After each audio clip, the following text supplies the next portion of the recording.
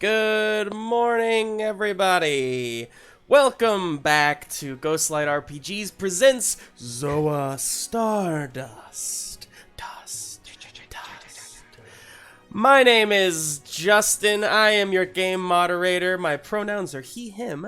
And if you haven't checked out Zoa Stardust before, welcome. We are again, hosted by Ghostlight RPGs, a community of role players and artists and gamers who are just trying to spread the love of titterpigs. Just spread the love of titterpigs. What? What'd you say? Titterpigs. Yeah, titterpigs. Hell are Titterpigs. We've talked about this before, Bradley. Titterpigs. TTRPGs. Titterpigs. Titterpigs. Oh, for Yeah. the love of Pete. No, I'm making it a Emma thing. was. It's gonna be a thing. Yeah. The big bad, the big bad evil guys in this. Let's go ahead and introduce the rest of the team here. Starting with Annie. Good morning, everybody. My name's Annie. My pronouns are she, her, and I play Kira Swiftfoot, also pronouns of she, her. My fact today is about cheetahs. I thought this was kind of interesting. So we all know that cheetahs have spots on their fur, but they actually have spots on their skin as well, and so that's where the darker hair grows out of. So that was kind of an interesting little tidbit for today. Go ahead, Bradley. What you got? Thank you, Annie. Good morning, everyone. I am Bradley, he, him. I play Chomper, he, him, and also Flip, he, him. My fun fact of today is about hippos. Hippos, despite their size, only eat an average of about 88 pounds of food per day. That's about 4 toddlers, and those all can just fit in their body. There you go. I got to make it disturbing. You're welcome. Yeah, you had to. Thank you. I asked the team about how much a toddler weighs. About 20 pounds. So there you go. I would not have told you the information had I known what you were going to use it for. Thought you were gonna talk about baby hippos or something. Watch your kids at the zoo, y'all. Nope. I will pass it on to Rebecca. Amazing. I'm Rebecca Muñoz, she, her, and I play Milo, he, him. My fact is about fennec foxes today. And so for fennec foxes, they are monogamous. They mate once per year, and they breed generally between January and April and have babies between March and June. When the mamas get pregnant, the males get very protective of them and provide them with food and such like that and hunting. And both the male and female care for the pups. They communicate to them through barking, yapping, purring, and squeaking, because fennec foxes apparently can also purr. So that's my fact, Emma. Love that. Well, I didn't know we were doing fun facts, but I found one real quick. So here we go. I think you guys will like this. River otters perform scat dances by stomping their hind feet. And when I say scat, I mean poop. River otters perform poop dances by stomping their hind feet and lifting their tail. They then leave droppings called spraint, which researchers describe as smelling like violets. Otters. Fantastic. They have a communal latrine and they exchange information via the chemical cues in their feces. They also excrete something called anal jelly that contains secretions from anal glands and sheds intestinal linings. But let's just focus on the poop smelling like violets. I don't think I'm ready for that jelly. It all comes full That's a circle. callback. Yeah. Back to Justin. People love it when I say a joke that nobody understands because they weren't there for it. But that's fantastic. Thank you for telling me about anal jelly.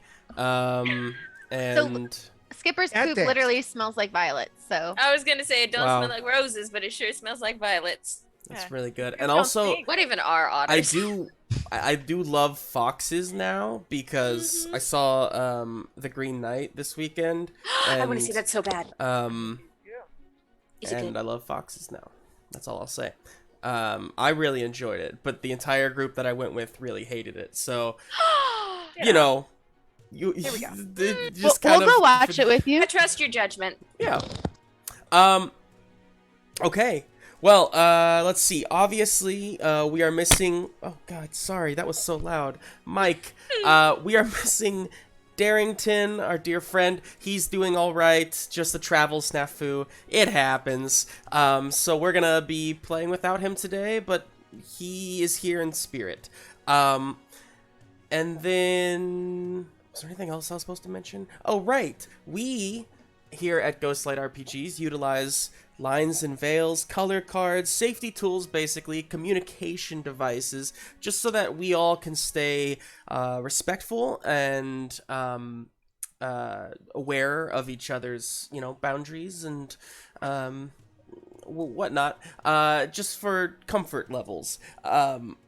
That being said, there are a few content warnings. It's been a while since I've done this. I'm kind of a little out of it right now. I got it. A couple content warnings. Language, could be violence, could be drugs. Might get some more drugs in there. Adult situations, I don't know. We've never had any yet, but we could get some. Other than drugs. Yeah. Just drugs. Point is, nothing Sexy graphic. times. So, yeah. Anyway, let's go ahead. We beheaded somebody. How is that not graphic? That is graphic. I keep forgetting.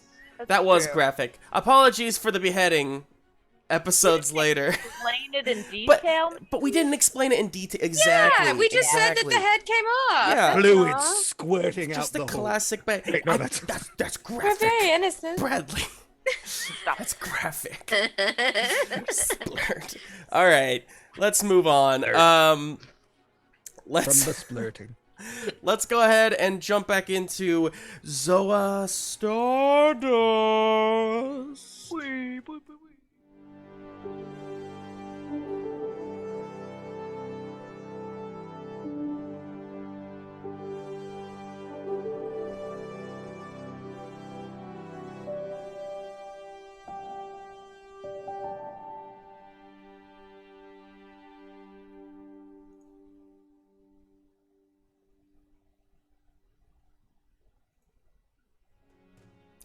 So, previously on Zoa Stardust, our team of adventurers, of Ursa Majors, has been working to collect the 5 relics of Promium needed in order to create a key, if you will, into wherever their homeworld is being kept by this race called the Menagerum. They have achieved, they have found 2 of these relics, 3 remain. That's a weird way of counting. 2 and then 3 remain, and currently we find them in the midst of battle with 2 Mystazoa, one Balderok, the Leviathan, and one Yitlo, the Jackalope. These 2 have been, their minds have been corrupted by the relic that they are bonded with. They're bound to, bonded to. Moving on. Bound In to. bondage of? They do bondage, and they are, so they're not clearly thinking they're not thinking clearly. Along with our team, they have found other survivors of the Zoa abduction, if you will, in the Guardians Eclipse. Basically, the Alpha team, the best of the best that Ursa has to offer, led by Captain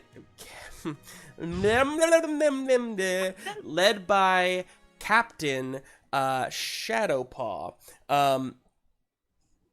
So, splitting up into 2 teams, part of the team went on the Guardians Eclipse, part of the team went over on to stay on the Buckley Sting. The Buckley Sting went in pursuit of Yitlo, while the Guardians Eclipse went in pursuit of Balderok.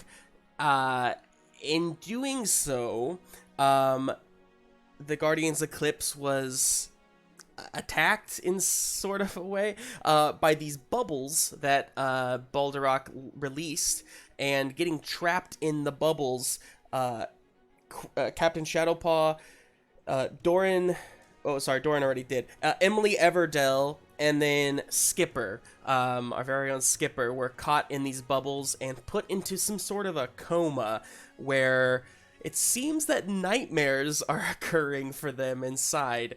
So taken out of commission there, we have Kira, Tennison, and Miguel Caprex, the Hawk peacekeeper of the Guardians Eclipse. Those three, and also you can't forget Henry Livingston, the Seagull. Those four are conscious and kicking alive on the Guardians Eclipse. On Buckley's Sting, Milo has taken charge, along with, we have Chomper is there with him. We have Cassandra Silverback, the gorilla protector of the Guardians Eclipse, along with Hector Dresden, Ambassador Ebley, and Theodore Bilroth, of course, Mallard's Shay. surgeon. Oh, and Shay, thank you. Forgot Shay. How dare I? I ended up with all of the protectors somehow. You did. You really did.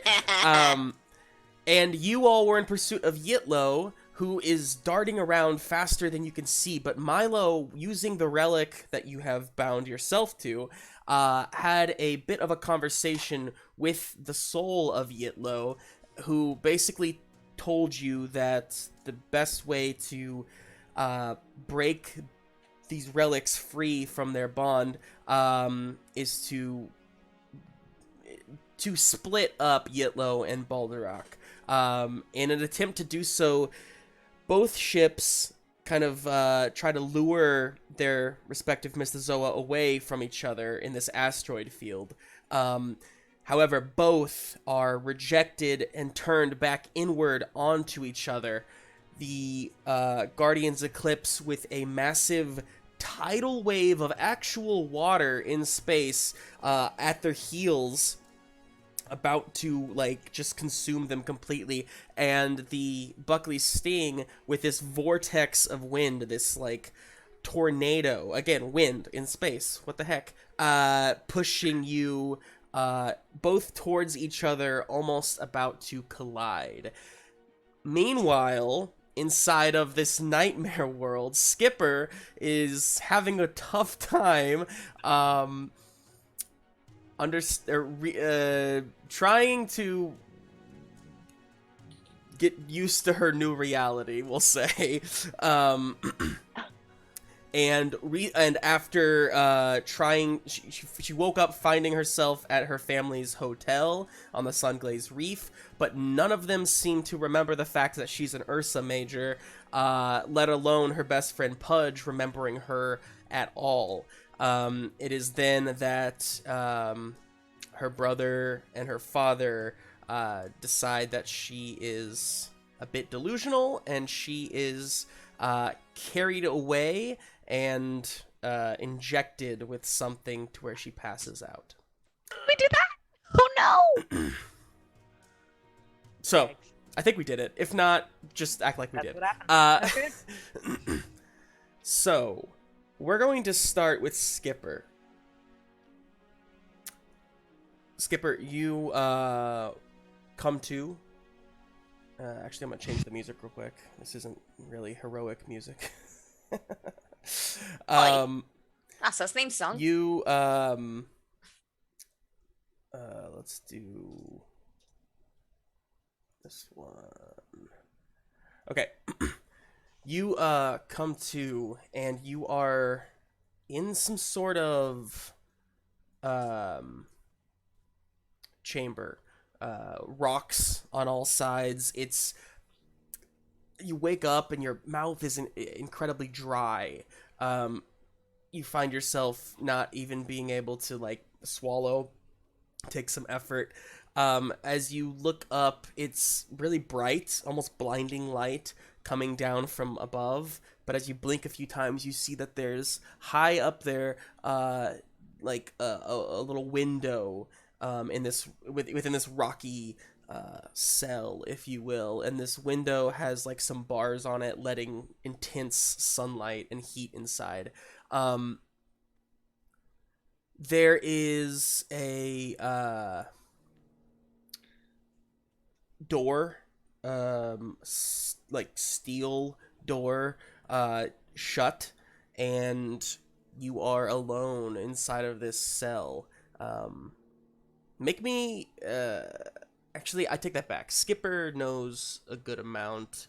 Skipper, your best guess looking around here, although you've never been here in your life, I would assume, you could tell me otherwise, but you're pretty sure, just based on like the sand at your feet and the red rocks that, you know, climb upward to create your cell, you're pretty sure you're in the rock, which is the prison of Zoa out in Iridia, out in the desert in the middle of nowhere. I do not think I've ever been there. I have not until now. Looking around at this cell, you also notice your paws. There's a bit of you stand up, your body creaks a little bit and aches a little bit. Looking down, there's a bit of gray in your paws. It's not, you recognize yourself. It's just looking down at your clothing, looking at everything. They're kind of in tatters. You're not sure why, but you just feel tired, and it doesn't feel like your body. It doesn't feel like you're used to. I want to go over to the steel door and see if there's anybody on the other side of it. I'm gonna knock on it and say, "Hello?"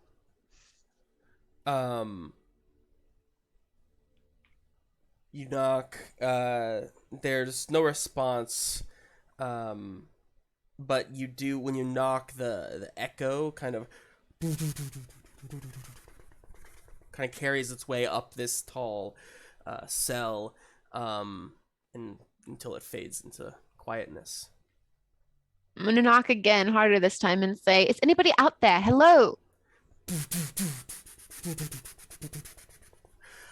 You hear the faint sound beyond the doorway of like a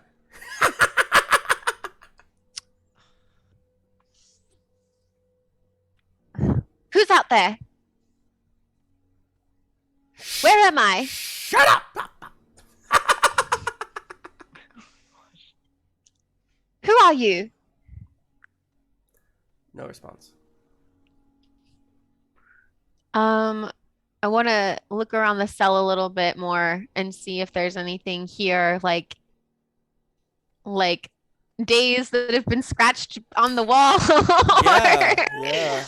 or you know, any Sure. clue.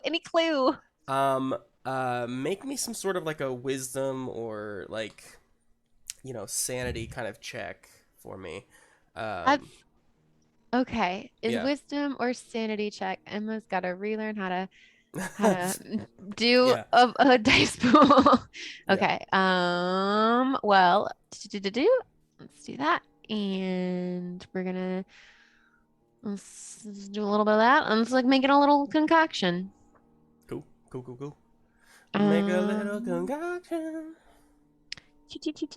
All right, here we go. Oh, well, that is not bad actually. I got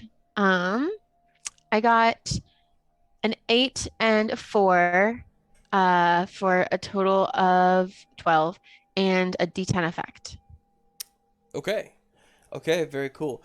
Looking around the chamber, you realize two big things. Number one, you have been here years. It's been a very long time. In fact, there's some scratchings on the wall and that kind of thing that go all the way up the wall. Kind of tally marks, if you will. I mean, it's hard to say, but it's been a very long time. And it also explains why your body feels so old. You are definitely an aged version of yourself. The second thing you notice, though, is there are little footholes in the walls that you seem to have maybe created yourself to get up there. They do lead up to that window.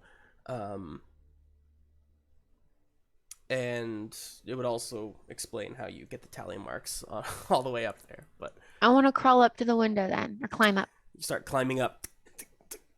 you get to it's like 30 feet high, and you get up there, and your old bones kind of ache, and you get to the bars and look out, the blinding sun again, just a vast desert, a sea of emptiness, really.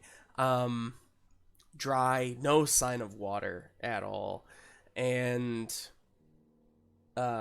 in doing so, you also notice the bar that your right hand is on is a little loose. I want to try to take it out. Try to take it out. Go ahead and roll me a check for this, and I'm gonna say add your D10 that you just got to Okie it. doke. All right, D10. Rule breaker for sure, because I'm trying to break out of prison. Vigor. And we'll do protector because I'm protecting myself. All right, let's go. Okay, it's good. I got a 6 and an 8 for a 14, and it is a D8 effect. Fantastic. You pop it out, and then try to start to like wiggle your way through the bars. Instinctively getting to the other side. There's nothing to do but fall to the sand on this side. You just instinctively drop. I think even at a certain point, your arm is just shaking in weakness and fall to the sand. Kind of burst out of the sand. The prison's at your back. The desert lies ahead. What do you do? I'm gonna run into the desert. You start taking off. You start running. You feel for the first time running, you are wearing an Ursa uniform. It is, however, an Ursa minor uniform, not a major's uniform. And the tattered, white clothing and whatnot is just kind of flapping against you, dirty, just not well, again, tatters. And you are rushing off into the desert, running, wind blowing everywhere, dust. Days pass by in this desert as you rush through it, near death multiple times, until you do find, you come upon, I should say, the stump. Now, Skipper knows that in the back of your mind, that doesn't make sense, because the stump is surrounded by, it's in Breckleaf. It's not, that it doesn't make sense. The desert doesn't connect to that. But that's in the very back of your mind, and ultimately doesn't matter, because you just immediately emerge from the desert and find in front of you this place that was your home for a long time. The stump. It meant so much to Skipper. It was the dream. And you see it out there in front of you. The docks, the ships are there. A few of them are sailing off into the sky. Bustle of people are walking around. Some of them kind of stop and look at you and just keep walking. And you are on your hands and knees crawling through this the city, essentially, towards the stump. And as you're doing that, we're gonna go back over to the real world, and now I need to switch to the music back. So Kira, Yeah. you and Tennison, so basically you are on the Guardian's Eclipse. Mm-hmm. Miguel is at the helm, so he is steering for you. But and Henry took Skipper downstairs, down below decks. So it's just really you and Tennison just kind of on the deck here. Tennison quickly turns to you. Kira, what do we do? We're heading straight towards each other, yes? You are. You have time, but Okay. right now you're on a direct path. And if you deviate, like if you try to stop or something, that tsunami is just going to crash, just wreck your ship apart. Okay. I'm gonna echo Milo. Milo, do you think you can pull up quick enough? We're gonna try to pull down as fast as we can. Yeah. No, I can do that. Okay. Okay, try to wait till the last minute as humanly possible, animally possible. Okay. All right, and I'm just gonna yell to Miguel. All right, Miguel, when I say go, you pull down the ship as hard as we can. Ready? Okay. Before I do that, can I do a rousing speech? Yeah. So on the Buckley Okay. sting, you, Cassandra is there with her cannons in her hands. Chomper is below decks with those cannons, but for the sake of this, you can yell loud. Chomper, did you go upstairs? Maybe you came upstairs. Or maybe, Let's say I'm upstairs. We'll just say you You came can also up. use the echo, or Yeah. he can also use the echo. That's fair. Milo, you can use the echo to hit Excellent. everybody, actually. Good Yeah. call. Right. So Milo's gonna while he's getting everything ready to just pull up, he's gonna say, attention all crew, brace yourselves, we're gonna be pulling up real fast. I need everybody in positions. When I say go, I need you to open fire on Baldrock. We're going up high. Kira and her crew are going down low. Kira, you got this. You've got this. Breathe deep, girl. You got this. Okay, everyone. Okay. We're Ursa. We got this. We can do it. All right, I love that. So what does that do, Milo? That gives everyone an extra D6 for their next round of rolls for whoever makes a roll. Fantastic. So yeah, just add a D6 to everybody, to your next roll, everybody. Brian. Except for Skipper, because she wasn't conscious to hear that. So Kira, so Miguel is at the helm. I don't know if I have enough strength for this, Kira. Spinning it around. Okay, I'm gonna run up there and I'm gonna try to help him. And I think Tennison runs with you, and Yeah. the Took and I kind of take on the helm, and together the three of you start to try and what's weird about this is technically on a sailing ship, that's not how he would. I mean, technically you can't really go down enough, so. But Can we for the steer sake down? of this, I feel like it turns, Like- but you can also pull it back. or it's got push it to. forward. It's a spaceship. Like It a has yoke. to be able to. Yeah. It would be Yeah. like a yoke. Instead of like Yeah. this, Yeah. if we go like that, like we turn. Does Yeah. that make sense? Yeah, we pull Sure. away from each other, No, but but- still going. And you're absolutely right. The helm has to be able to pull back and forward in order to Yeah. adjust the y-axis. Anyway, so We're in space. Annie, I'm gonna need you to make me a roll, and you're gonna get an extra D8 added to it for Took and I, and a D6 because Miguel is also helping.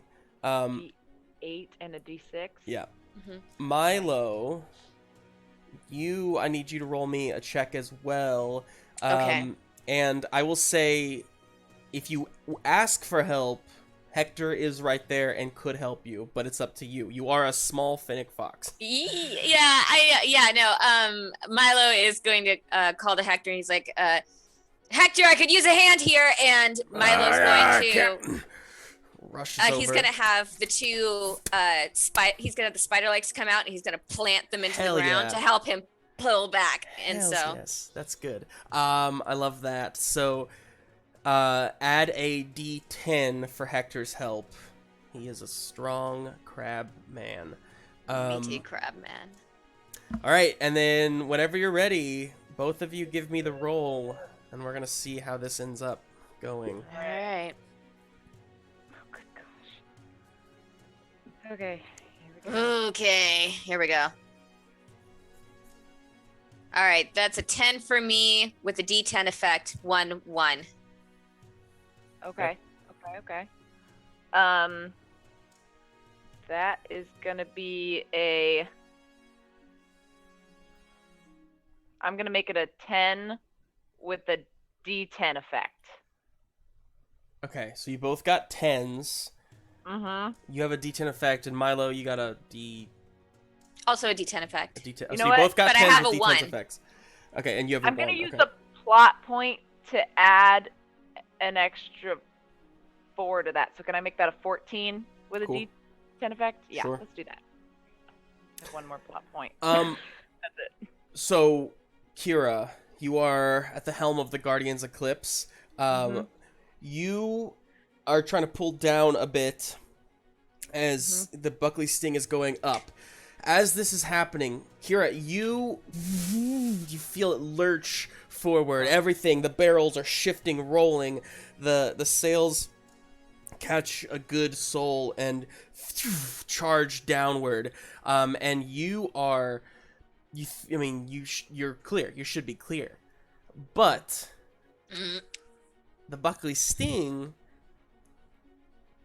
cannot get the traction it needs to, cannot pull up at the speed it needs to, and therefore the hull of Buckley Sting, the entirety of its mass, just smashes into the solar sails on the Guardian's Eclipse. Smashing, just breaking. You hear the wood crack, snapping off, and you are now just a dead little rowboat, just rushing spiraling into space, basically. Milo, you feel that underneath you. The hull of the Buckley Sting can take the hit. It will take a hit. It takes 8 points of damage. Whoa. You guys okay? What happened just now? I don't know. I Did you guys did hear something. that? Yes, No. I did. What? That was Okay. weird. It's like we got onto some frequency of like some like radio or That something. was weird. What the heck? Yeah, that was weird. But it also Alright. sounded like a mayday, so it was like, It oh, was it kind of worked. perfect, yeah. Murder! It's like okay, I can't do it. Anyway, so That was weird. okay, sorry about that. So Milo, the Buckley Sting takes 8 points. So the Buckley Sting is now down to 22 out of 50 life points. Below halfway. It is effectively bleeding. Hey Elisa, what's up? Hi Elisa Lynn. Thanks for joining us. Got a mystery to solve with this radio problem. Okay. So yeah, but the Guardian's Eclipse is just dead in the water, if you will. The Buckley Sting flies up and just barely crests the top of this tsunami wave, kind of splashing water all over you. As the tsunami and the vortex of wind collide and just this huge hurricane, this tornado of water and asteroid rocks spinning around it, just swirling in the middle of this battlefield. We made it worse. We made it worse. The We made it Guardian's worse. Eclipse. The Guardian's Eclipse starts to kind of get pulled with this wind, and there's no sails for you to pull against it, and you start to kind of get slowly pulled towards this vortex.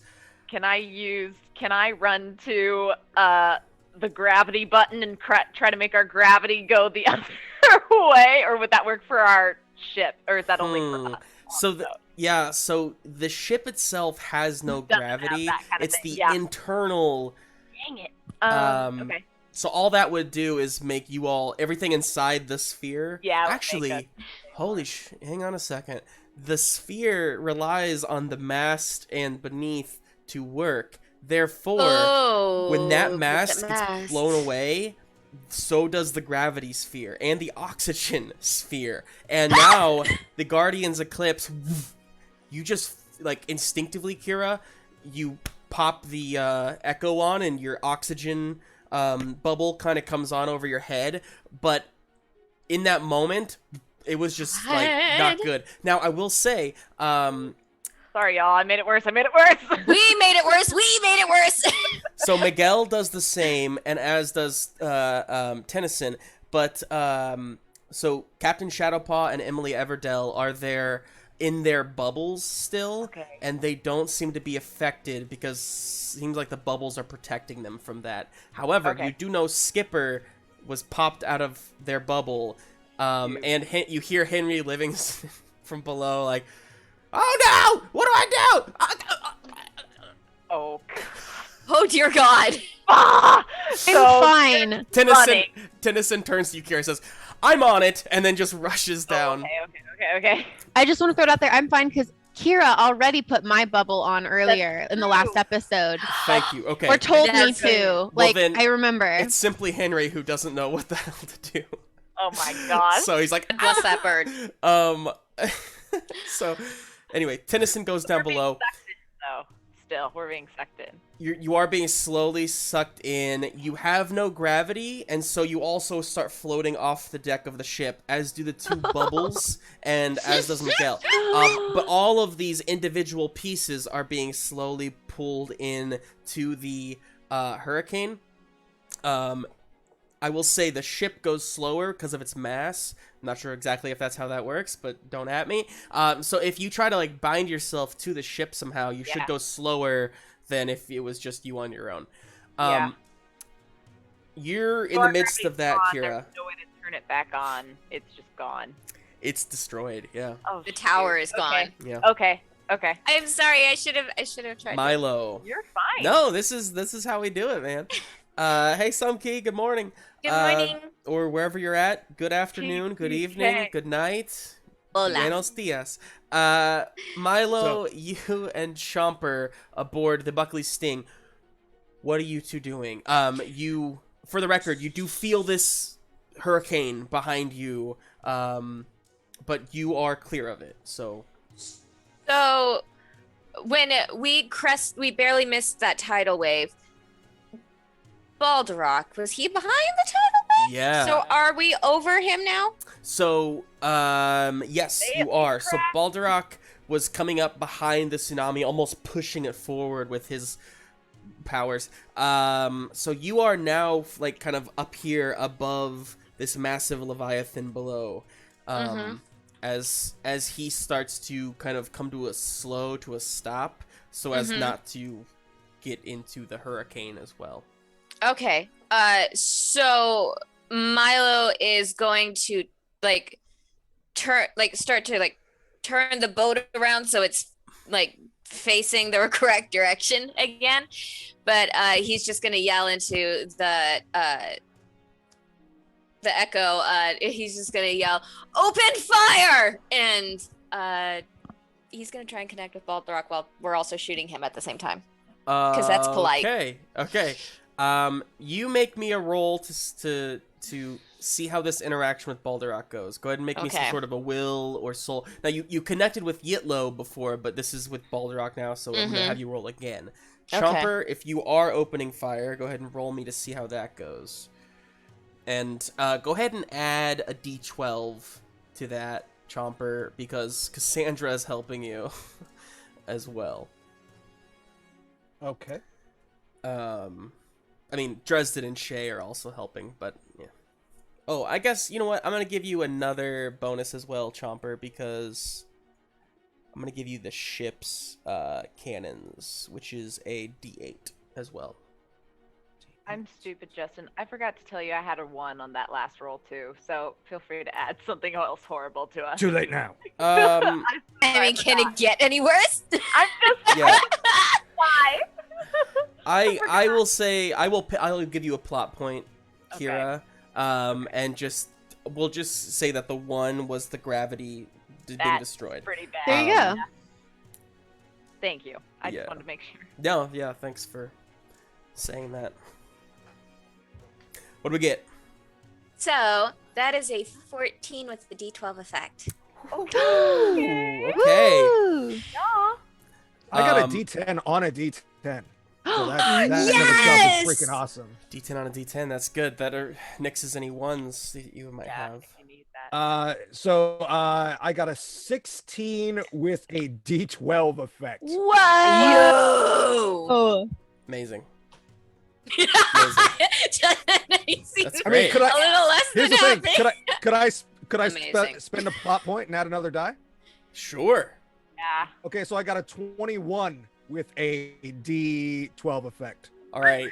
Go Let's ahead end this bitch. and with a D12 effect, go ahead and give yourself a D12 heroic die, Chomper, as you have taken 2 steps. Actually, a D12 and a D10 because it's 2 steps. So the D12 would have already been there, and then you would have taken the D10 underneath it. So a D12 and a D10 heroic dice that you can use in the future as you wish. Take a D20. Just kidding. Milo, you got a 14, is that right? With a D12 Yes. effect? Okay, Mm-hmm. cool. So Chomper,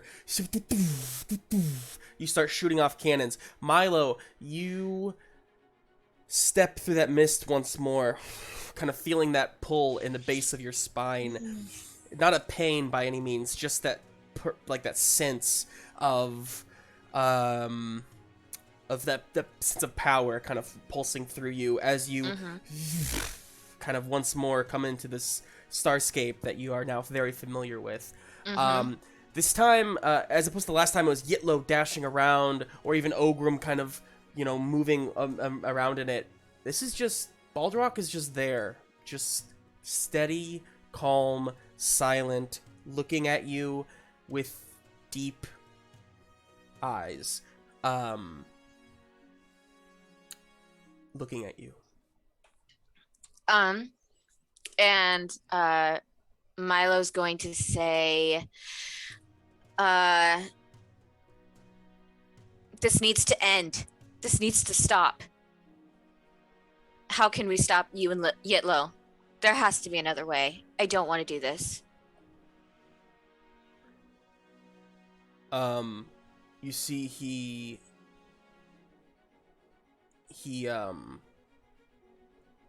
says, our bond lies together. Only together can we remain.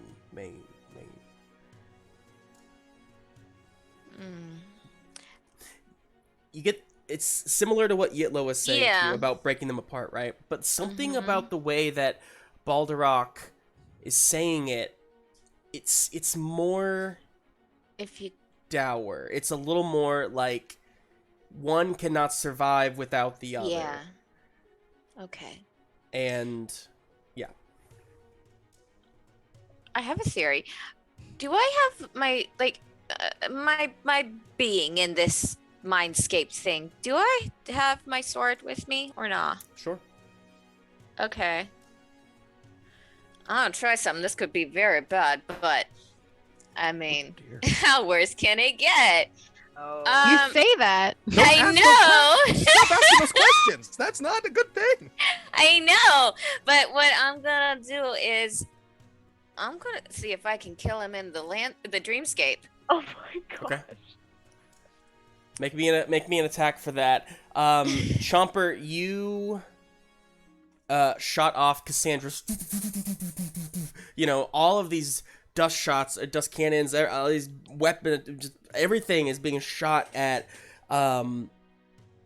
Baldrack in this moment. As you hit, you're on the top, you're on the broad, like the very bulky top of the Leviathan, and nothing seems to really be getting through. But with your high roll. Chomper, you clicks in your head, just like on a hippo, you know, the thick hide, nothing, you know, it's harder to penetrate. You have to find that weak spot. And you recall, I think Kira might have said it to the entire team, but that the Leviathan, its most vulnerable spot is in its tentacles. So you aim there instead, and yeah, we'll get to that in a second. Milo, what'd you get? So I rolled a 10 on a d10, which is good because I also rolled a 1. So that's a 16 with the d10 effect. 16 with D10 effect. Okay. And that's cool. not even with overcharging it. So I haven't overcharged it yet. Amazing. Hey, we got a host from Obi Bert Kenobi. Thank you so much. Hey! Good morning. Good morning, Obi Bert. Good morning. Good morning, everyone. Thanks for stopping in. You know, just fighting some Mystazoa, typical Sunday morning. Space whale. Space Space whales whale. and Leviathan. jackalopes. Butt tentacles. Yeah. Butt tentacles. So, Chomper, you got a D12 effect on your cannons. So cute. And then, Milo, you just got a D10. Mm-hmm. Okay. Perfect. So, Milo, you pierce forward and, thank you for the subscription, Obi Bert Kenobi. We appreciate you. That's very, very kind. Also, hello there is just the perfect thing for you to say. That's great. Hello there. That's good. Milo, yeah, good response. Milo, you just pierce through this Leviathan, and as you do, you almost feel very similar to how Ogrim came across when you defeated Ogrim. It's this sense of relief, like this kind of gradual sigh of the pain maybe being taken away. But as you do that, you are shaken out of this dream, if you will, and you kind of come out of the mist, because Hector has he's shaking you. Captain, we got a big problem. As you turn around to where he's pointing, you are slowly being sucked into the hurricane as well. But that's not actually what he's pointing at. He's pointing through the hurricane to where Kira and the entire crew of the Guardians Eclipse are being pulled into the hurricane from the lower half. So that's happening. Chomper, you have the tentacles on this Leviathan are just start kind of blasting off. You hear Balderrock kind of like this low, like, kind of just this cry. Sound in space. That's not good. Yeah, sound in space, water in space, wind in space. It's all happening right now. There's some So magical Mystazoa. effect Living around together. the Mystazoa that that seems to be happening. So, so anyway, you have successfully done that. Kira, what do you think you are doing down there, trying to keep from getting sucked up? I think it's just a little bit of panic, but I think she's gonna start tying people together and seeing if we can get who's on the nobody's up there, it's just me, isn't it? All right, Yeah. well, I'm tying people together. I'm scared to pop the bubbles, but I'm gonna pop the bubbles and tie them and make sure their oxygen Okay. are on, and just as quickly as I can. I'm gonna Sure. do that. You start. Go ahead and make me a roll just for the entirety of all of that. All right. Some sort of. And I think you know. I'm gonna use my built for speed. Oh yeah. Yeah. Kind of leaping off of things in zero gravity. Yeah, that's what I'm gonna do. So These just boxes and trying- crates are, you know, you're kind of kicking off of them to try and get Yep. traction. Oops. yeah. I gotta clear everything. Okay, here we go. Here we go. do that. We're gonna do... Yeah. We're gonna throw... Okay, so my built for speed, I can spend a plot point to double my die for the extent of my run or step this die twice for one roll. So I'm gonna step my d6 up twice. Cool. So a d10. Okay. Let's do it. And do I get that extra d6, or was that just once that I got that from Milo? Your rousing speech. Just the once. Okay. Okay. So, that's not very big dice pool. I'll give you, if you rolled already. Not yet. Add another d8, because I think Miguel's helping you in this moment, Okay. too. Okay, that sounds good. Okay, come on. Okay, no ones. That's good. All right, we're going to add a 6 and a 5 to get an 11, and then it is a d10 effect. Fantastic. Yeah, and 11 is where I set this, so that's just enough for you to quickly tie off each of your party members, with the exception of Skipper, Doran, Henry, and Tennison. So you get half of the crew. The other half are in the hole still, and you have not put eyes on them yet. But how you Show them to stay down there. yeah, so you tie together. But as you say that too, the ship itself is starting to pick up speed as it moves, and therefore it is kind of going at a quicker pace almost. Chomper. Two questions. Yes.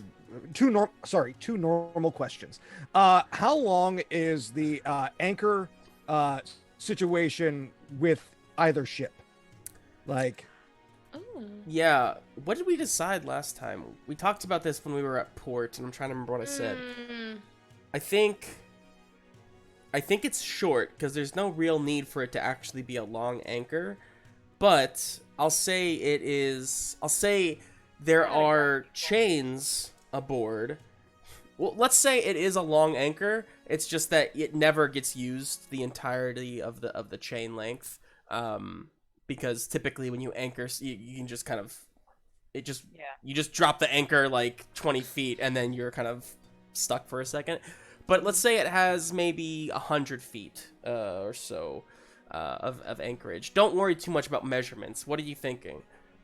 well, also, how close are we? How close are each ship? The unfortunate part there is that you are kind of at the top half of this hurricane thing on one side, and then through the hurricane on the bottom half is the other team. Now you could go around the hurricane altogether, or going through it at cost of possible damage for a faster like if you were to like kind of thinking maybe getting what you're saying here, if you were to like maybe try to launch the anchor through the hurricane, it's long enough that it would reach them. The question is, it's going through a hurricane, so who knows what would happen in between there. Are we, as the hurricane picks us each up, are we each going the same direction, i.e. up, or are we going separate directions? You are going the same direction. Well, I mean, kind of in a cyclonic fashion, but the same clockwise direction. But they're picking up speed, and we're just now getting sucked in. So yes. they technically could conceivably get closer to us. Yeah, yes, because they lost their solar sails, so they are just debris floating in space now. You still have your solar sails, so you can push against the current that is pulling you in, basically. So yes, logically, ideally, you could wait for them to get sucked into the hurricane, come up towards you, and pull them out, as one possible theory. I want that theory. What was your second normal question? Yeah. It does seem like we're getting away a little bit. I don't know. Oh, we'll see. As you all are getting sucked in there, and you're trying to decide what you're doing, we're gonna skip back over to Skipper. Skipper. Poor baby.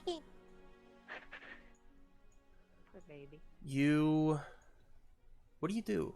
You're in the city, you're The stump is ahead of you. You find yourself crawling on hands and knees, or paws and fur paws, knee paws, fur knees.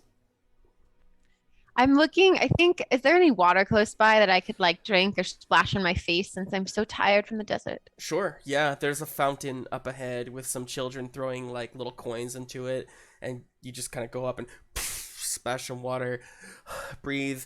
The kids one of the kids like laughs, and then another one kind of like, mommy, and like runs away.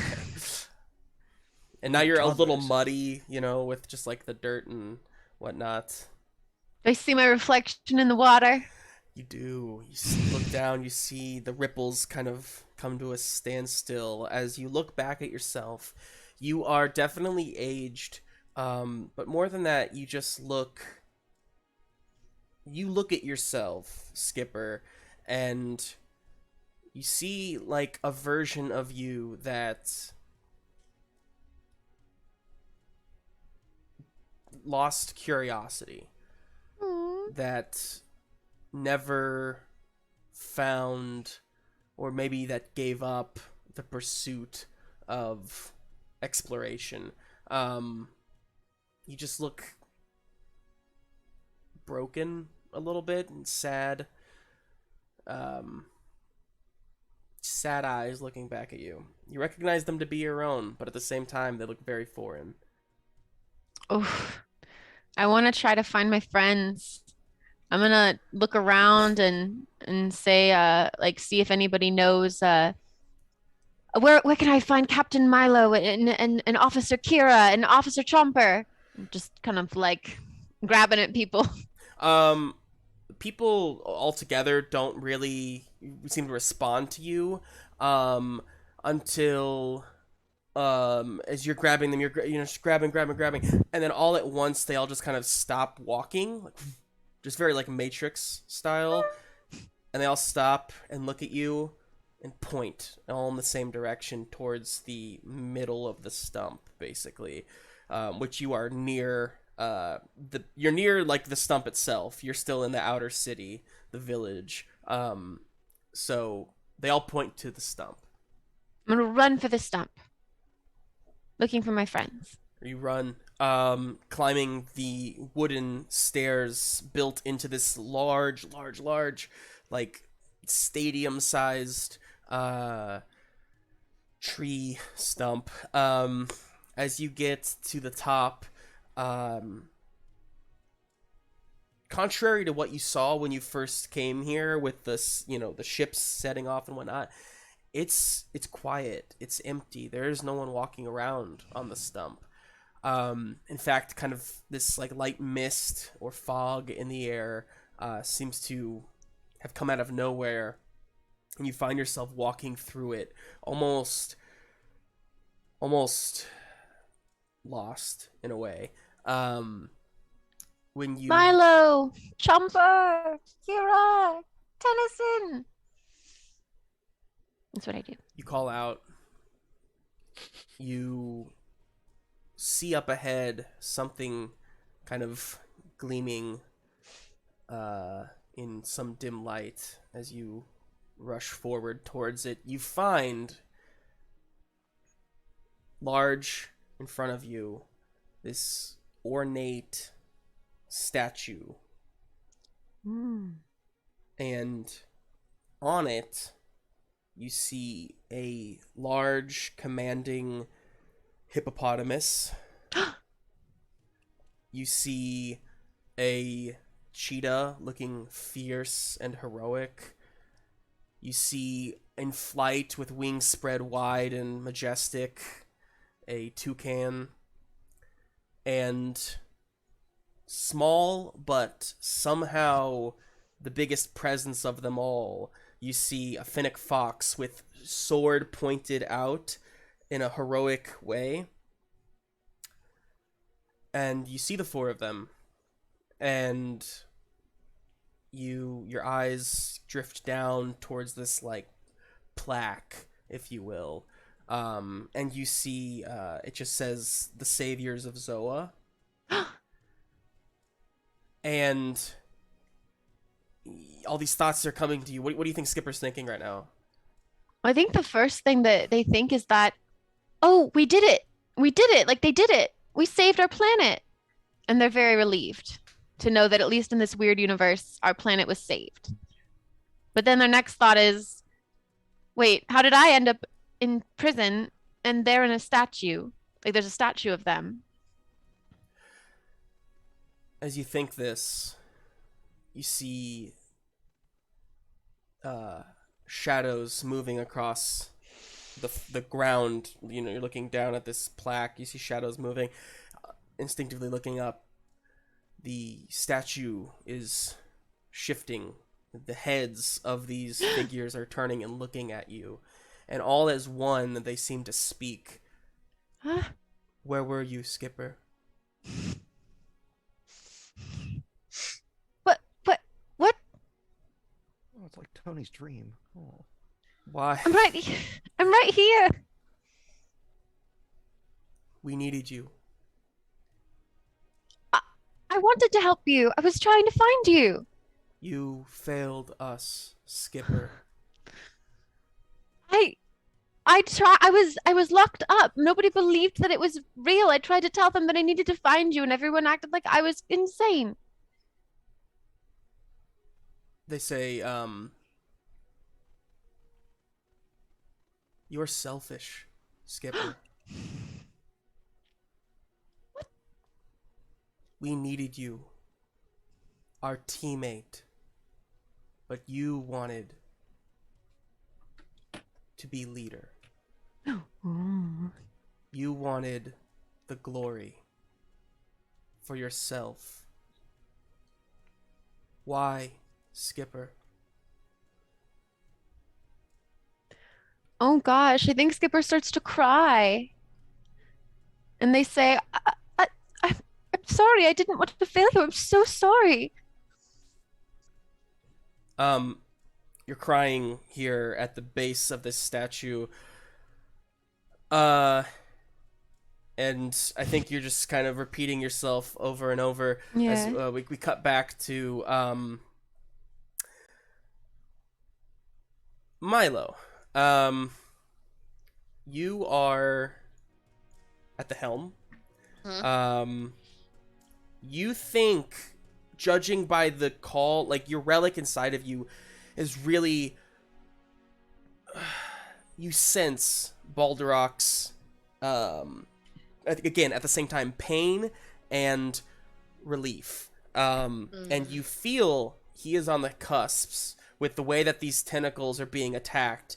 You're on the very cusp of being able to defeat him. However, you do know Hector is pointing towards your teammates down there as well. Oh shit. What do we do? Do we kill the? If we kill the thing, then at least that should stop everything. But if we don't, you could die. Killing the god. Chomper, Help me! as Milo is thinking of this, you do think that anchor and your weight combined should have the mass, necessary to at least, if you were to get enough of like a force, you could possibly launch yourself quick enough either through the hurricane or around it, that there might be a chance for you to kind of almost like a bullet kind of like grab on and push the ship away from the hurricane, if you were somehow able to launch yourself in that way. Well, boss, I think we have a plan. If Drez can cut the engines and gravity, I think we might be able to pull our ship with my weight and our silverback friend here down enough with the anchor to hit the Guardian's hoo-ha. Because I can't remember the last part of the Guardian ship's name. Sorry. Guardians of Bliss.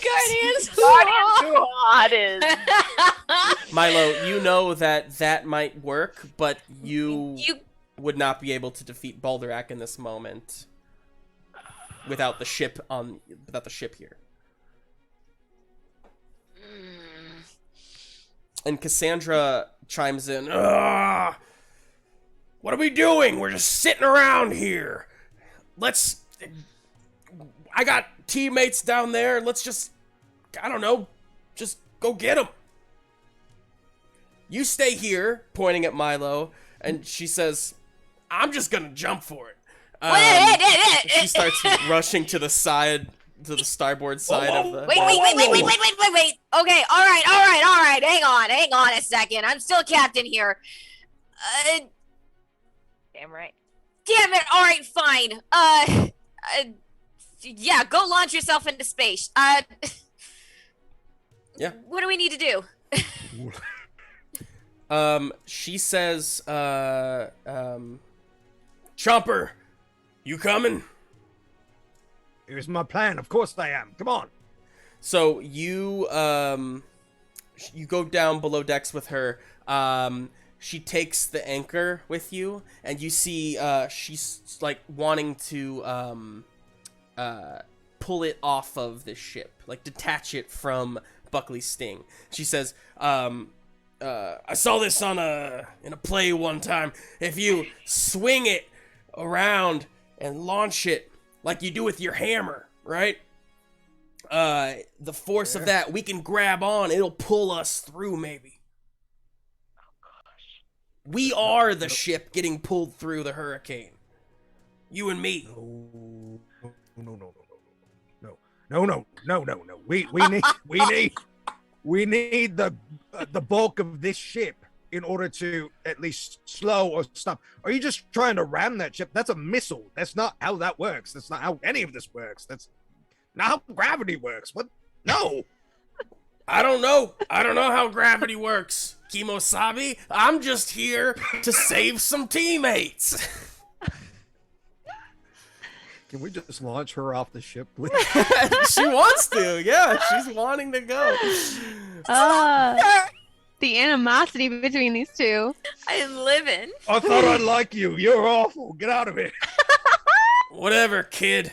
And she pulls the anchor, ripping it out of the wood, and she drops both her cannons and pulls the anchor and starts kind of carrying it up to the deck. Stop breaking my ship! She says, gotta do it. I gotta try something. Do what you were doing. Keep shooting at it. That's working. And she starts to... Please tell me she takes out our mast too. I mean, No. She doesn't. Don't tempt him. Bradley, hush! Yeah, I should roll for her. Let's see. come on, you know that was gonna happen or something along those lines. This is No Teacher, one's. wasn't there supposed to this be an is assignment? Justin, for God's sake. No Rule one's. number one. I got never a give the DM ideas. I got a 17, no ones, so she's fine. She does Okay. make it work. And she kind of looks at you, Chomper. She says, "Last chance," All right, monkey girl, let's go. and just it catapults through the hurricane. The chain kind of wriggling through her hands as she turns back to you, gives you a wink. Chomper, what do you do? Jump on her back. And you both get launched like a slingshot off the deck. In fact, I think like part of the deck. This was the exact opposite of the plan I had. So Yeah. Yeah. I was going to use our weight to go down, not project ourselves that direction. So, and now we have nothing to stop us. This is the bad plan. This is a bad plan. You gorilla. So Oh. you start rushing. All right, now, sir. I feel like he's yelling this while they're like flying through Yeah, space. yeah. She just looks at you. She says, "Buy me dinner first, jeez." And she's like rushing, shaking through the mist. The anchor seems it's gonna collide with an asteroid as it, and just the asteroid shatters as you go through it, picking up speed. Coming. At us. Out of everything You that we've see- seen on this trip. Kira, kind of coming through as you are just getting like the water starts hitting you and you feel like you're swept up. Chomper, make me a check here. I'm gonna give you a D10 to add to it.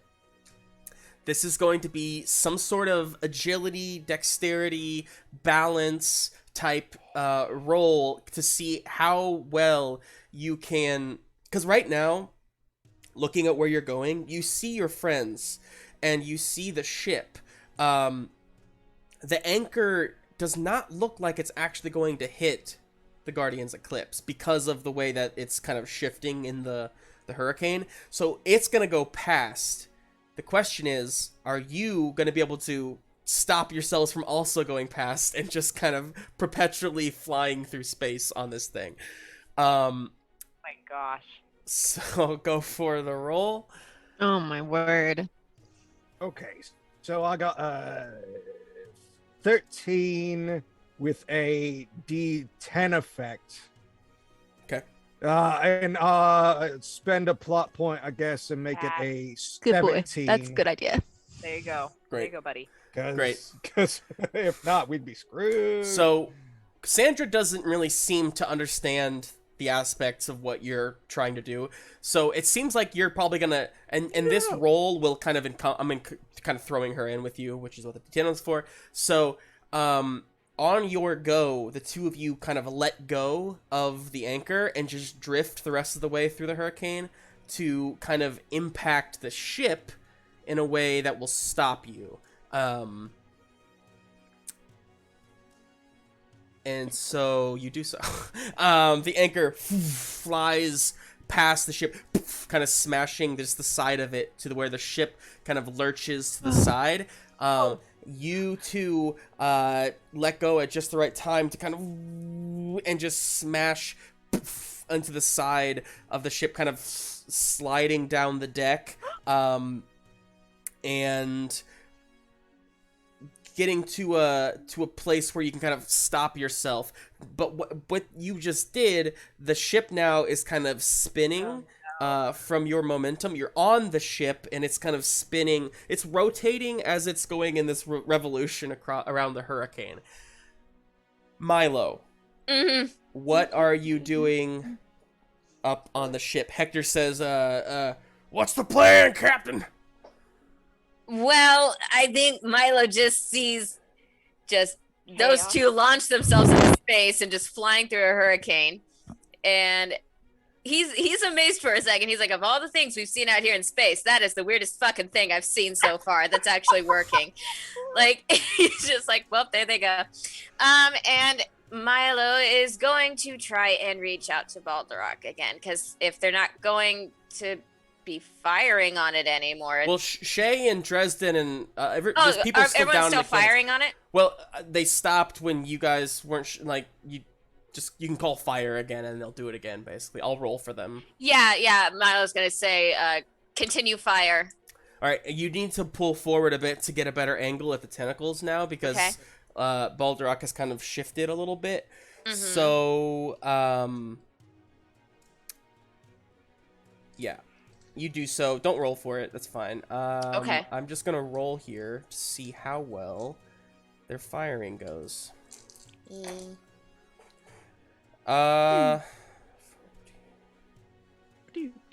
Okay. Milo. Mhm. You pull forward. The ship is swinging around the side. These tentacles are being blown apart. You see that kind of bluish electric type energy from that was charging the tentacles starts to kind of like die down to a dim, and you feel yourself kind of just instinctively step into that mist and into that starscape again. And it's there that you see Balderok, and you see he says,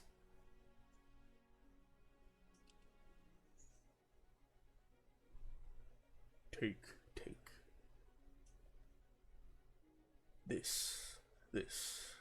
As you see emerging from within is the relic that is kind of floating up. And something within you just tells you need to attack Balderrock here one final time to kind of seal this deal. So go ahead and make me an attack here. Okay. An X. Yeah. All right. So, Milo is going to draw Star Cleaver again, and he's going to overcharge it. And he's just going to say, "I'm sorry." And I did another 10 out of 10. And that's going to be a 18 with a D10 effect. And he's just gonna cleave. Swiping forward. Just, there's no blood, there's no nothing, just you see the mist. It kind of just fades into mist. And as you do so, you feel that you kind of pull back into reality as the cannons stop firing on Balderrock, as you see the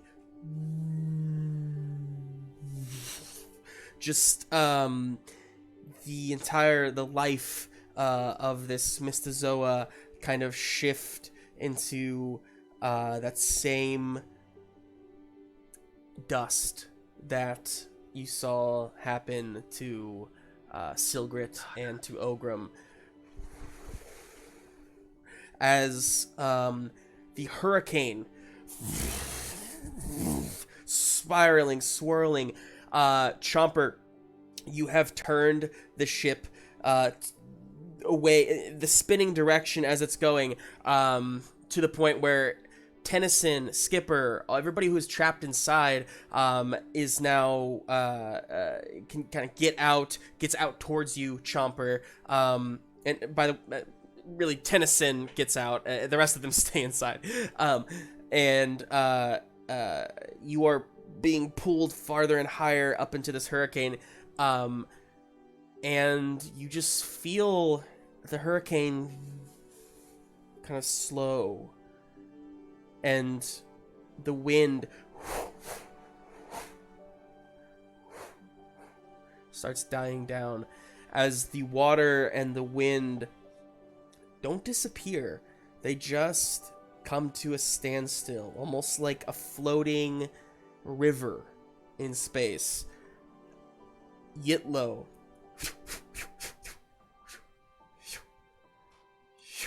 You see Milo, Yitlo appear, fully stopped, which is possibly the first time you've ever seen him stopped since you began this battle, really. Fully stopped right in the central area of where Balderrock disappeared.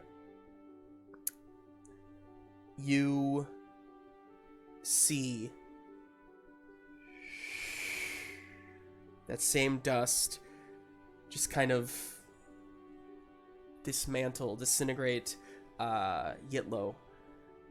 And as the dust kind of does its final breezing off into space, the river is at a complete standstill. The ship stops, completely destroyed, Guardian's Eclipse, but all of you are safe. And Milo, you go back just for one final glimpse in that starscape, in that mist, seeing Balderrock, this huge leviathan, kind of swimming in a circular motion as Yitlo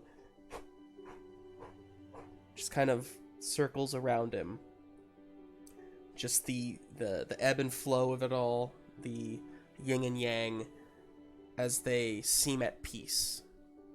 And kind of stepping back out of that mist, you see your team is safe, and Milo, you specifically see where they both disappeared, two orbiting relics just kind of spinning around each other. Skipper, you were crying. You were there at the base of the statue, and you wake up from a horrible nightmare. As you're, you realize you're floating in space, zero gravity, oxygen mask is on.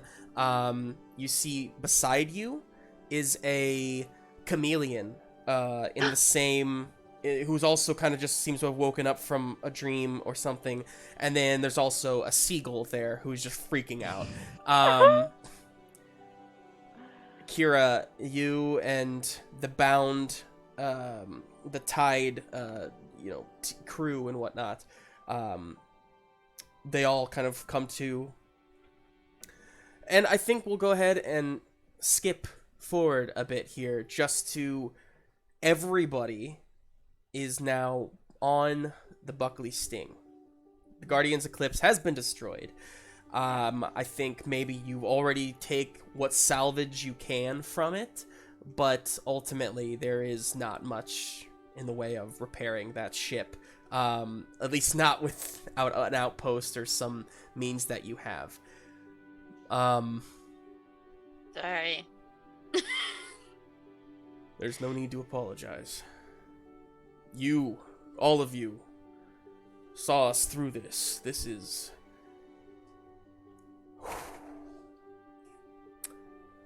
Well, did we get what we needed?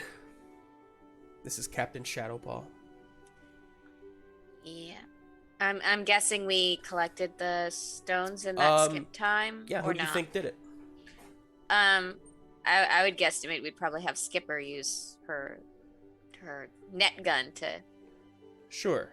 bring You it. rope them both in, grab them on board. Skipper, you do still have that other relic, Ogrim's relic, in your pouch, in your bag. So bringing these two on board. Shadowpaw says, all right, 4 down, 1 to go, right? Yep. Just got to do the Firebird, whose name I forgot. Kalzanev. The ever burning. Ever burning. A name. Sounds fun. Milo, your internal compass with this relic is pulling you in a specific direction. You would assume is Kalzanev.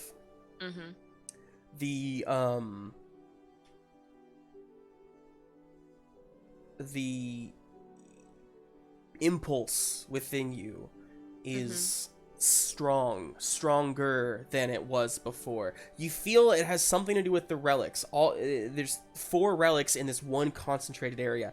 You feel yourself wanting to almost like reconnect with the others. You feel yourself and it's not like, a hive mind that needs to be, kind of put back together. It's like it's something broken that wants to be repaired, right? Like And the so, Iron Giant. like the Iron Giant. What a movie. Great movie. Anyway, you feel that. I'm gonna say you are just kind of floating here next to this almost art-like river of swirling water that's just kind of hovering in space, perfectly tranquil and still. Kira, what do you think you're up to? Kira's making sure everybody's okay, especially the people who are in the bubbles, making sure that they're can see straight, they're not dizzy, making sure everybody's fed and taken care of. Sure. You talk to a lot of the crew from the Guardian's Eclipse.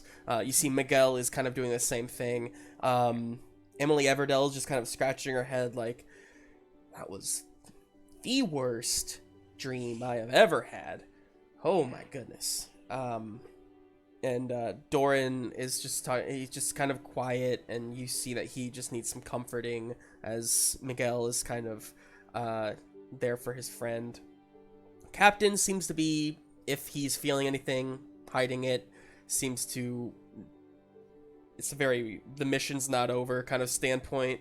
And Kira, instinctively you just know, I mean, Skipper was in one of these bubbles too, and if everyone else is having these, you know. I'd definitely go find them. I would have probably made sure they were okay first, and then seeing that Miguel got it, I was like, okay, just kind of like nod to Shadowpaw, and if you're all alright, I'm gonna go make sure my cruise is well. Thank you.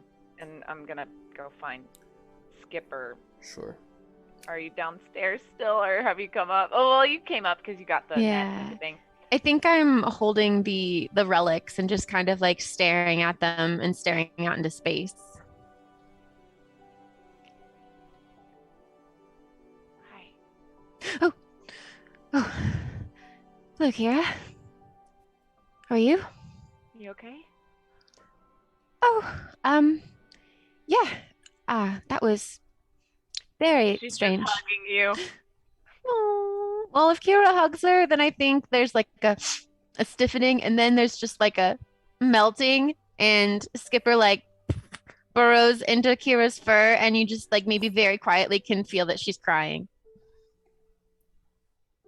I'm And then not gonna say much. I'm just gonna be there for her, and she's just gonna hold her and just tell her, I don't know what you saw, but it sounds like it was lies. So I want you to know that, okay? We were a mess out here without you. Skipper sniffs and kind of like looks up and says very softly, "Do you think I'm selfish?" What? No, of course not. I want you to tell me the truth. Do you think I'm selfish? Have I let you down? Of course not. I think you're headstrong and one of the most stubborn people I've ever met, but selfish is far from what you are, Skipper. You can ask anybody that.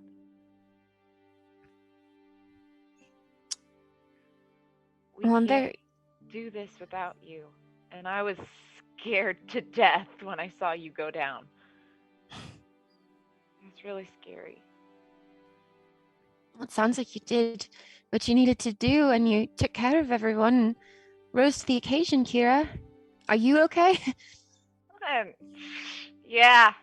Just kind of tied some rope around people and hoped for the best. And I will stay away from bubbles forever now. Never taking a bubble bath again. But, I didn't know cheetahs took bubble baths to begin with. Yeah, it helps with the anxiety. You know, you just got to take a bath sometimes. Anyway. As long as you're okay, keep taking deep breaths, but I want you to know it's a lie. Whatever you saw, whatever you're telling yourself, all these thoughts about being selfish, it's a lie. We need you, and I need you. Why would Ogrim do that, though? Why would his power allow him to do that, do you think? Do what? To put people in those bubbles and make them experience such awful things. And if it's a lie, then what's the point? Maybe it was supposed to happen. Maybe that was something I was supposed to learn. It was Baldorak, and Oh, that's right. You're fine. He's actually it's actually Baldorak, but you know, anyway. Sorry. He's a Leviathan. No, so he was a dream maker, and these things kind of correct. Shut up, Chomper. Gosh. He's a dream maker, right? So with these relics, it seems like they kind of mess with you. So I think it was just corrupting him a bit. He's supposed to bring joy and dreams and all the goodness that comes from that, but with this relic, he was spreading doubts and nightmares. Skipper looks down at the relics and they say, I think maybe that these relics might be safer if they're not together. And so I was going to ask here if you wouldn't mind choosing one to keep and guard on your person. Whichever one you want. I'll take the Ogrim one. Right, here you go. Thank you. Let's go see how Milo's doing. What do you think? Yeah, that's a good idea. Chomper. Thank you. You're welcome. What do you think Chomper's up to in this downtime? Well, one private channel to all of the Buckley Sting staff. I don't necessarily trust our new mates here. They at least that Cassandra one is very headstrong, even more headstrong than our skipper here. I think she likes you. Yeah, do you just I like don't. her, Chomper? I don't think she likes me, and I don't really like her. That was a very bad plan that she mucked up. That's how it starts. I think we should keep these relics safe. I think if Milo already has his, and Skipper, you have the one from our desert friend, I think these two should go to Kira and Tennison. He can keep it in his Toucanai, and Kira can keep it in her pack. I've got Yitlo and Balderrock right now, so I'm happy to keep one if Tennison, if you want Balderrock, or if Chomper you want Balderrock, in whatever, or it doesn't matter to me. I just I told Kira that I thought it might be safer if we each hold on to one so that they're not all in one place. That sounds like that could become rather dangerous. So I agree. Chomper. And I think to protect you all, I think the lack of a relic will actually be better for me. What? All right. All right. Plan is good. I'm going to go talk to Cassandra. Are we all just standing on the deck, but like far away enough where we're just texting? Texting in the same room. Texting in the same room. I love it. You. I love you too. We have our echoes up, and it's like a frosted thing, so they can't see that we're actually just talking to each other. You go talk to Cassandra, Chomper? Yeah. Woo! That was a wild time, huh, Chomp? Listen, this is our ship. I know we're all Ursas, and I know we all work together on the same mission. But let's get one thing perfectly clear. I'm the protector of this ship. I'm the protector of my mates. And technically now, I'm the protector of you. And I have seniority on this ship. And also, Shay now has seniority on this ship. Now, this is not, by any means, casting any doubt on you. But I want to make you well aware that we run things differently and correctly here. My captain, Milo, is one of the finest captains I've ever met. Our explorer is one of the smartest and bravest and quickest little otters I've ever seen. Our arcanic technician is a genius. And let's not even get started on our peacekeeper, because she is amazing. And we have well beyond the number of staff here to do things. Hector, Dresden, Embley, even our Mallard surgeon is a part of this staff, this crew. So I want you to know that we're all on the same team, but you have to get on the same page. Are we clear? While you were talking that whole very well done speech, she pulled out a cigar and she's lighting up. You done there, Chomp? Look, Yeah. this is your ship. That's fine. I don't want this ship. It's not my style, honestly. Listen, you're the protector? That's great. That's great. I want you to know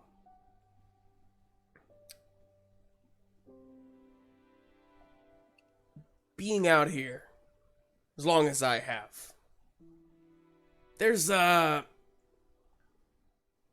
level of experience that I have gained.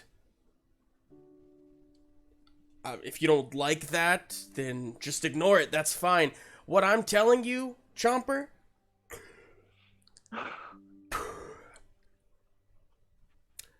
to be the protector, you gotta be willing to get a little crazy.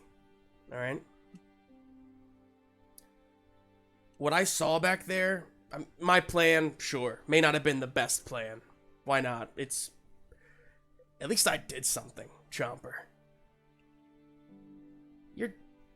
You hesitate. You don't let yourself, that beast inside of you, that's what needs to come out sometimes. I think you're just so scared of what it might do. You don't trust yourself. Now, maybe I'm wrong. Maybe I'm out of line. It's your ship. Ignore me, right? Who cares? Just a piece of friendly advice from a protector who's seen a lot more than you. All right, kid? Just be ready.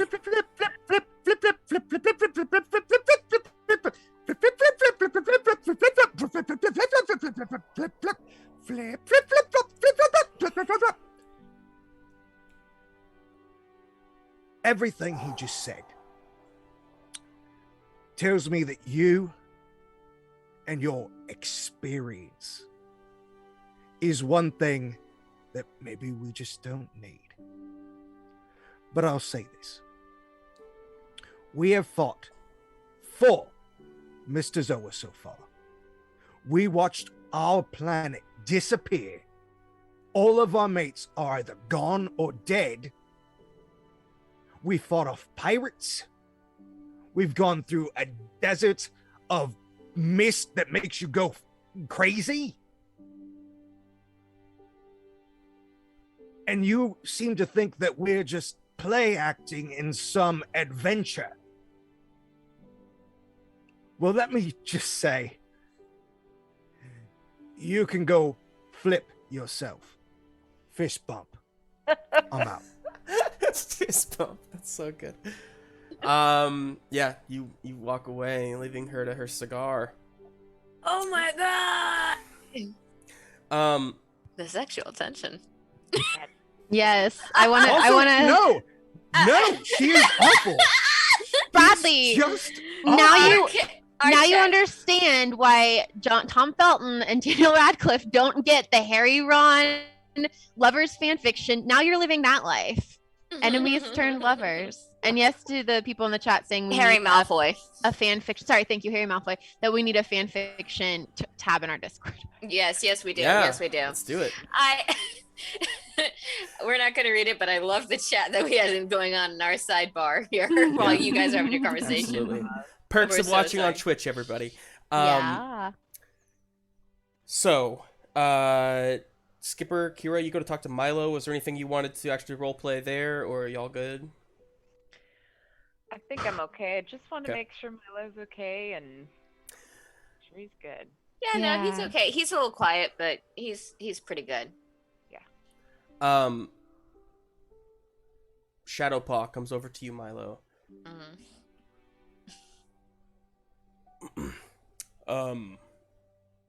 Listen, this is your ship. You won't get any arguing from me. Do you mind if I address the crew? Yeah, of course. Go right ahead. He starts walking up. Have a good Sunday, Sumkey. Thanks for hanging out. Bye, Sumkey. Peace. He walks up to the deck, kind of getting everybody's attention.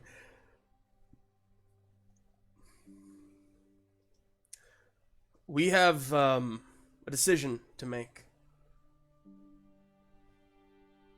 It seems that we are the, as far as we know, last remaining Ursa officers in this quadrant, in this galaxy. There's a chance we can save our home, and it's something that, if I'm understanding correctly, kind of looks over to Milo, it's a slim chance. Now, personally, this is what I signed up for. This is what I believe we all signed up for. However, none of us signed up to be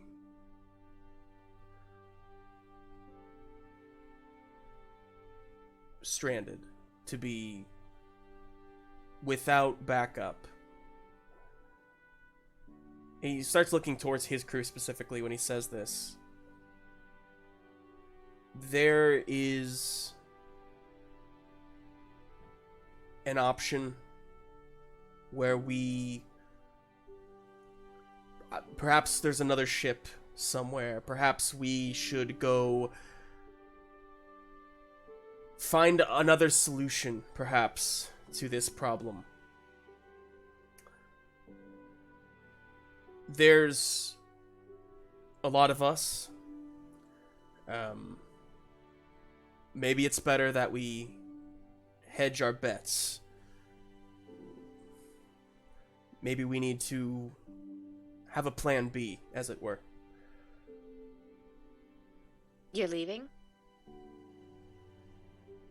I'm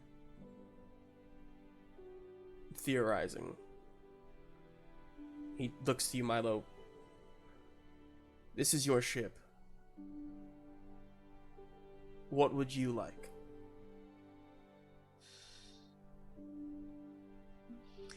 Well, To be completely clear, the vast majority of my crew were pretty useless in that last situation. And it seems now that you all have the capabilities of doing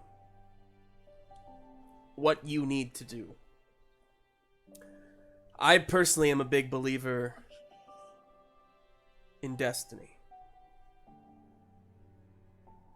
And I'm not one to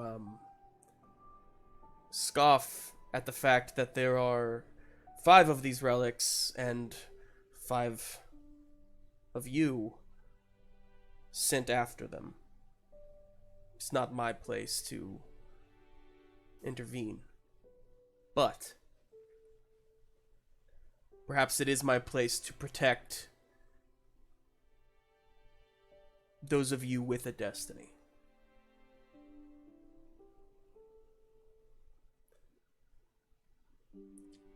oh, I trust your judgment as a captain. And if you think that there are other avenues and options to take outside of this one, then I think maybe hedging our bets might be the smart choice here. Because if this doesn't work, you're the best team to have as a backup.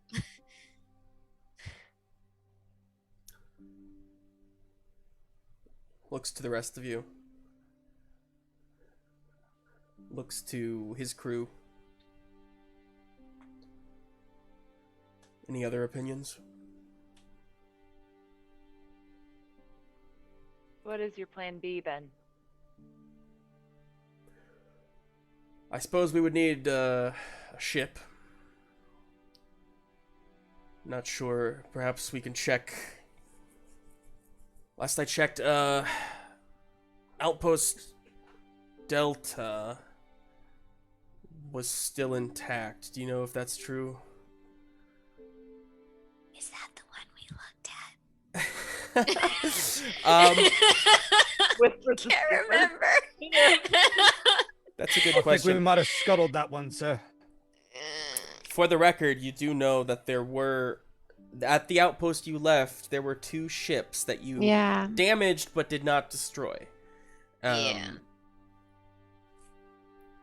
But Is that going back though? How far back? Yeah.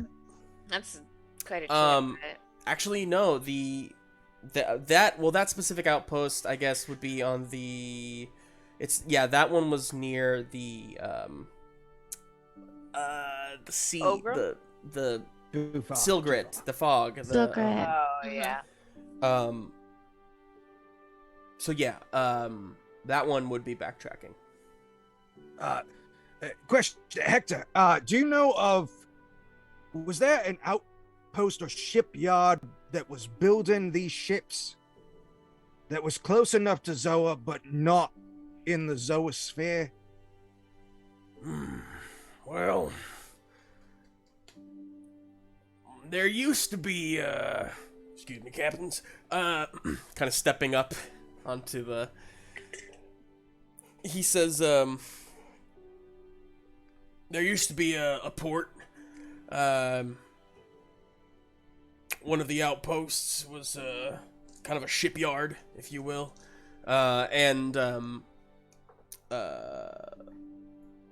sorry, names. Doran says, Doran the chameleon, speaks up saying, Outpost Epsilon, that's the one. Yeah, that's what they designated it. Can't be too far away, maybe a few hours backtrack, but not too bad. If it's still there. Okay. What say you, Captain? If that is our duty, then with your permission, we will come up with a plan B. Okay. Do we have like a? Are they gonna take like one of our little scuttle ships or something? Like. Yeah, they could take the Canary back. If you Yeah. wanted them to. The I Canary. don't wanna- The Canary could go the 2 hours. That's not a problem. Okay. Then yeah, absolutely. We'll give you the Canary and as much supplies and whatever else you need that we can spare.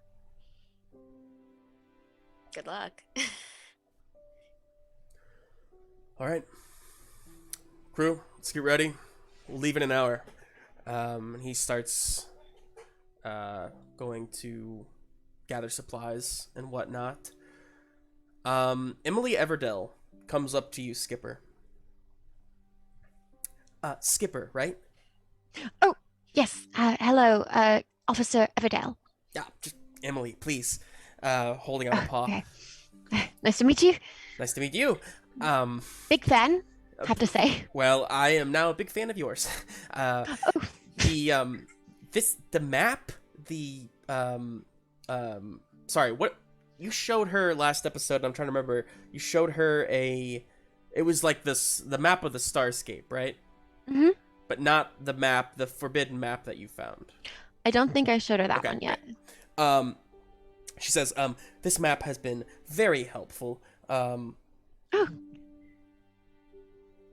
Might I give you a word of advice? Oh, yes, yes, please, do. Bradley? She says, when you... I'm a little jealous of you, getting to go to these uncharted places and being the first one there. Yeah. There's... just never stop looking. It's something I'm sure you already know, but I want from one humble Mystazoa to another. There's so much out there, and as I am perhaps nearing the end of my career with Ursa, knowing how much left there is to explore, someone like you could find so much more. I'm very excited for you.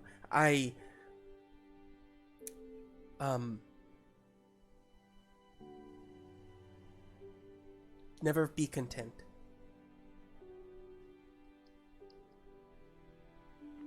Well, thank you for that advice. I appreciate it. Thank you for making it possible for other Zoans like me to follow in your footsteps. Absolutely. Continue. Can I hug you? Pay it forward. Yes, please. She hugs you tightly.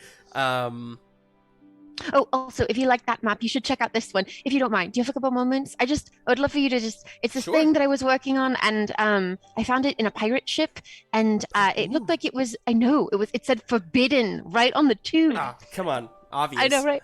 Right. So, and I show her the map of Zoa that I recreated based on the map that Milo burned to burn to crisp. Wow, about this that. is... Wait, and she's kind of flipping it upside down, looking at it. I know. Wow, this is... You wouldn't. It doesn't look like bright. It's different. Well, that's really interesting too, because when I was in that bubble, I had this weird dream where I was in the desert. I was in the rock. It was awful. And then I was at the stump, but those two aren't really connected either. So, but I don't know if that's connected. Oh, I had all kinds of crazy, not real things happen in my dream as well. Right. Skipper, would you mind, and this is going to sound a bit morbid, but would you mind if I made a copy of this map as well? Oh, no, go ahead. Just Yes. in case, well, you know.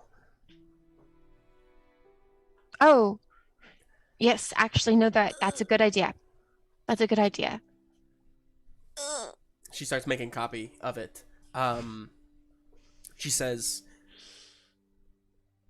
when you get back to Zoa,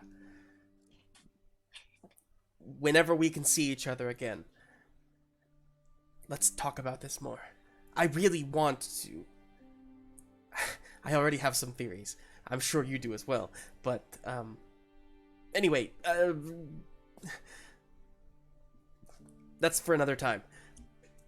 And she... When we get back, when we've restored the planet and we've saved all of our friends and family and defeated the Menagerum, yes, Exactly. for sure.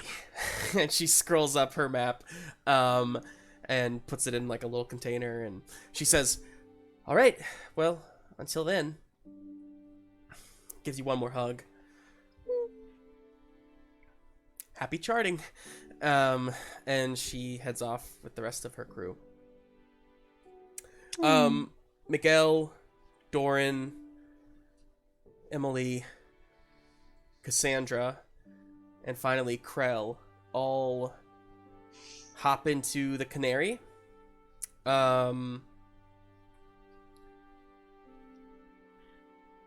And yeah, they Krell kind of gives you a nod, Milo. Best of luck, Captain. Best of luck, Captain. And just kind of sails off the opposite direction. So, the five of you look around at each other. Ambassador Ebley, Theodore, Shay, Hector, Dresden, they're all around as well. Do we have Henry Livingston too? Sorry. Henry went with them. He did go with them. Ah!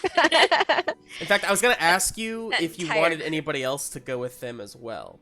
I was But- just thinking that. I was like, we didn't extend the invitation that anybody who is not necessarily an Right. Ursa officer who wanted to go was free to They, go. with the size of that canary, there was room for maybe one more person if you wanted Mhm. to extend the offer. But I don't All right, think... I'll go. Bye. Ah, no, you get back no. here. Oh, you want to go? You want to go flying through space with Cassandra? all For the love along of with- God, no. No. we might This is the night.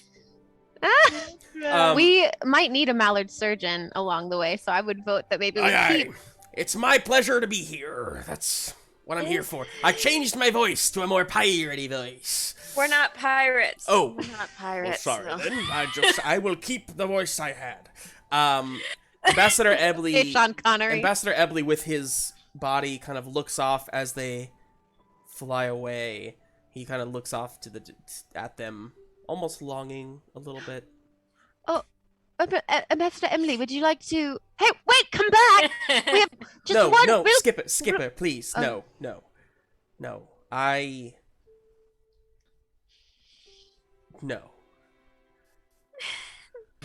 Fish I sticks, never you're part of our signed up crew for now. this. Come on. I never. He turns around to all of you. I never meant to be here, of course. But, gosh, now that I am, I wouldn't imagine being anywhere else. You've gone farther than any fish has gone before. I didn't think about that. Well, I'm very happy to be here with you. Whether we're on the precipice of the end or a new beginning, forward, I say. Mhm. If we ever get out of this, I'll introduce you to a really nice gorilla. Okay. Kira Shea is next to you, and she puts her hand on your hand. Her paw on your paw. And Paw on she paw. says,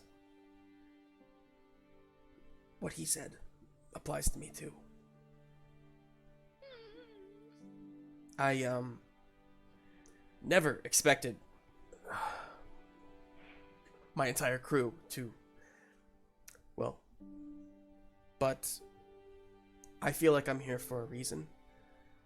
And,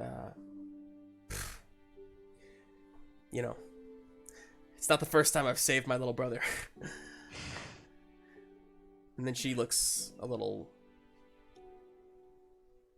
worried at the fact that he may not even be there. She says, but we've got this. Looking at you. Yeah.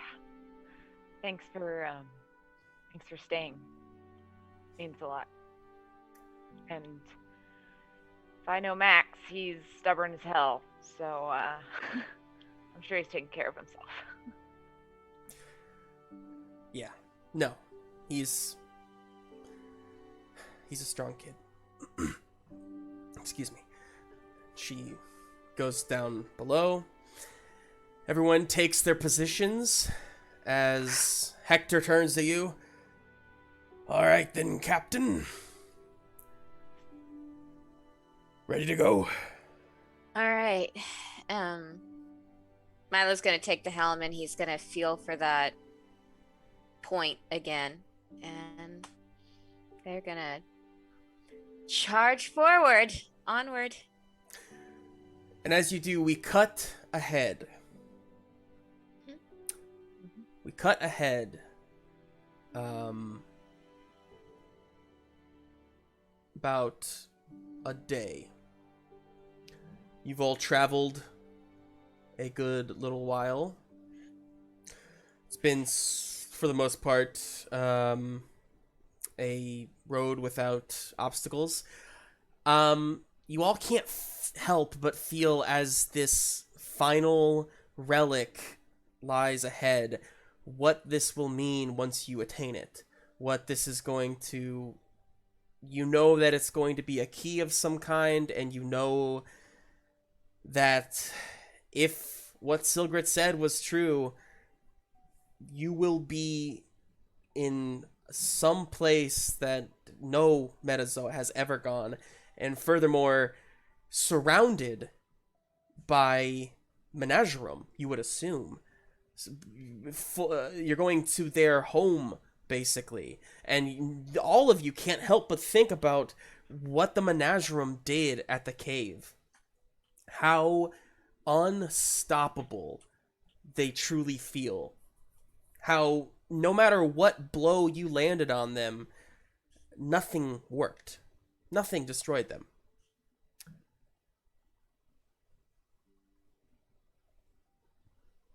And as you have these thoughts,